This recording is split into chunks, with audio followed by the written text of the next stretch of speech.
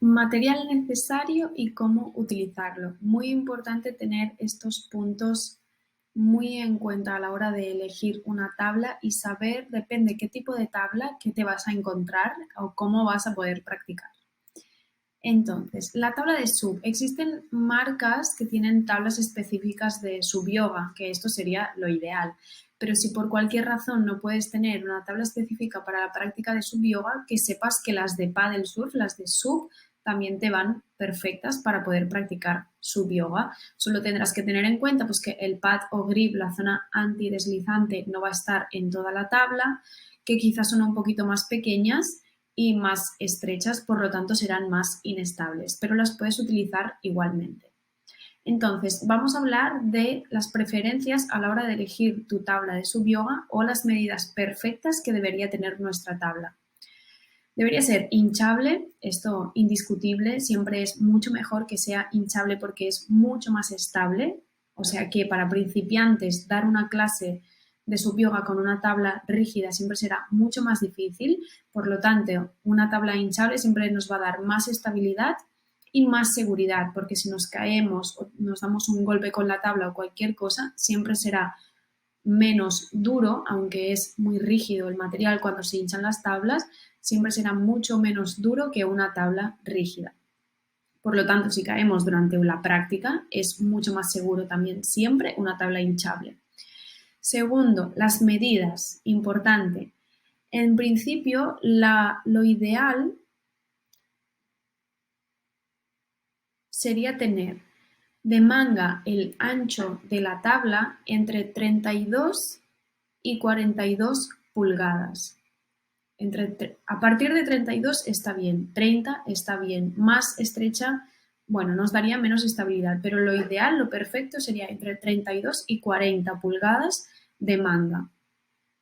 Después, el grosor, que es del deck al bottom, este grosor de la tabla, esto siempre nos interesa que como más grueso, mejor, para tener también más estabilidad al estar más lejos del agua.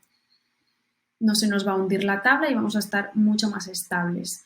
Esto también, lo ideal es a partir de 6 pulgadas. Y después la eslora, que es el largo de la tabla, del nose al tail, esto nos interesa a partir de 10,8. Puede ser más pequeña, no hay ningún problema, pero que sepas que esto te va a influir también en el equilibrio y en tu práctica. Así que a partir de 10,8 es ideal. También otra recomendación es que podamos ver que nuestra tabla tiene argollas o cualquier sistema de anclaje en la parte del nose. Siempre es preferente anclar la tabla por el nose porque la tabla tiene su nose, su tail, su alma, su centro de equilibrio y lo ideal es siempre hacer la práctica con el nose atado, que sea lo que tengo anclado, el nose, no al revés, ¿vale? Porque esto también nos influye al equilibrio. Pero si no tengo ninguna argolla o lo que sea, pues voy a tener que atarlo siempre por el tail, por donde voy a poner el leash. Después, otra cosa que recomendamos siempre es tener esta goma delantera, el rack, la goma que tienen algunas tablas en la parte de delante para guardar pues chaleco, bolsa estanca, lo que necesites que te pueda molestar durante tu práctica. Y por último, las quillas. Siempre es mejor tener 3 quillas que nos van a dar más estabilidad también que no solo una. Pero si no tienes, no pasa nada, con una también está bien hecho. Esto es para decirte la perfección de una tabla de sub yoga. Después, el remo. El remo es también muy personal, entonces recomendación del material necesario es, si por ejemplo tú vas a alquilar en cualquier lugar, seguramente te encontrarás los fijos, que son los que más se utilizan en una clase, en un centro donde hacen alquiler. Está bien también, no pasa nada. El tema es tener en cuenta que solo lo utilizaremos para desplazarnos hasta la zona donde hacemos la clase.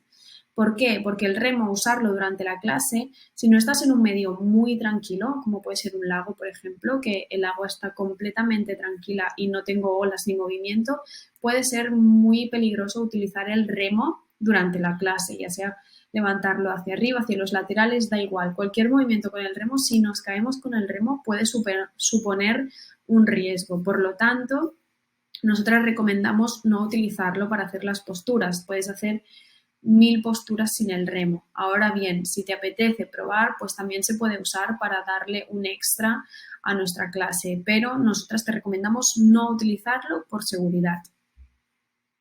Después, el leash es algo también imprescindible que necesitamos en nuestras clases de subyoga, porque, como hemos dicho y hemos visto anteriormente, es nuestro sistema de seguridad y además después nos va a ayudar a atar el remo.